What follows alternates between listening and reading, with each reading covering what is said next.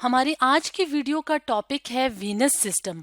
और अगर हम बात करें वीनस सिस्टम की तो बॉडी में मौजूद मुख्तलिफ वेन्स वीनस सिस्टम बनाती हैं।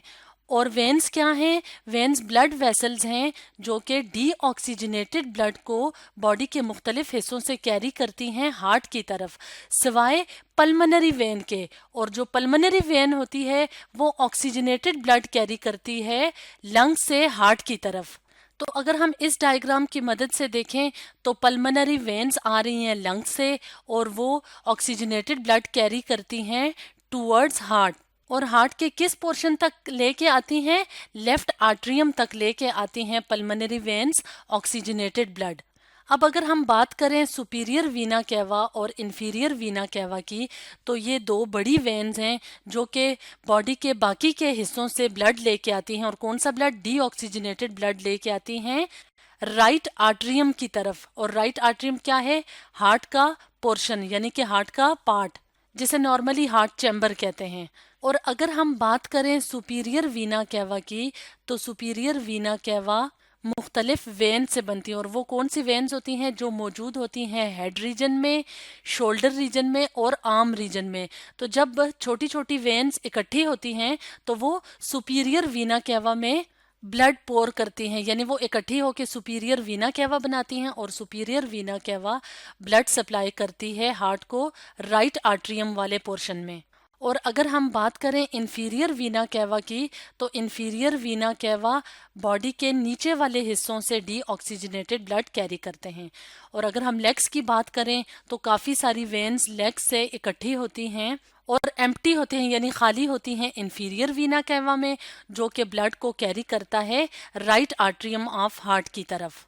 और जब वेन्स फुट से और काफ वाले रीजन से, काफ कौन सा? जो लोअर लेग का पीछे वाला हिस्सा होता है, वहां से और नीज से इकट्ठी होती हैं, वो इकट्ठी होके बनाती हैं फीमोरल वेन।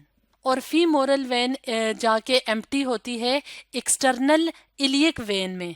और एक्सटर्नल इलियक वेन और इंटरनल इलियक वेन ज्वाइन करती हैं और वो एम्प्टी करती हैं कॉमन इलियक वेन में, यानी कि वो अपना ब्लड एंटर करती हैं या डालती हैं कॉमन इलियक वेन में। और जब राइट और left iliac common iliac veins इकट्ठी होती हैं तो वो बनाती हैं इंफीरियर वीना कैवा। इसके अलावा काफ़ी सारी वेन्स होती हैं जो इकट्ठी होती हैं और जो अपना ब्लड पोर करती हैं common iliac when inferior vena cava में, जिसमें कौन कौन सी वेन्स शामिल हैं?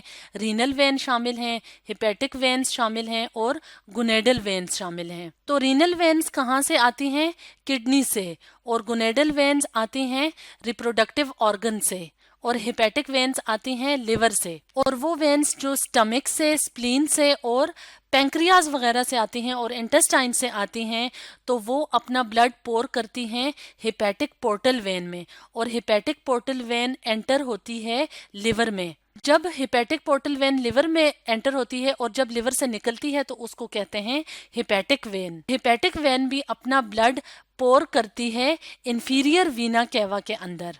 और ये कौन सा ब्लड होता है? ये डीऑक्सीजनेटेड ब्लड होता है। और अगर हम बात करें रीनल वेन की, जो कि किडनी से आती हैं, तो दो रीनल वेन्स होती हैं जो दोनों किडनी से ब्लड रिसीव करती हैं। और अगर हम बात करें गुनेडल वेन्स की, तो गुनेडल वेन्स भी दोनों गुनेड्स यानी कि रिप्रोडक्टिव ऑर्गन्स वाली साइड से आती हैं और वो अपना ब्लड पोर करती हैं हिपेटिक पोर्टल वेन में। और वो वेन्स जो कि थोरेसिक वाल से आती हैं, यानी थोरेसिक रीजन की जो वाल्स हैं वहां से आती हैं, वो और जो रिब से वेन्स आती हैं वो भी अपना ब्लड पोर करती हैं इंफीरियर वीना कैवा के अंदर, जो कि इसके बाद ब्लड सप्लाई करता है, यानी डीऑक्सीजनेटेड ब्लड को सप्लाई करता है हार्ट के चैम्बर यानी राइट आर्ट्रियम में।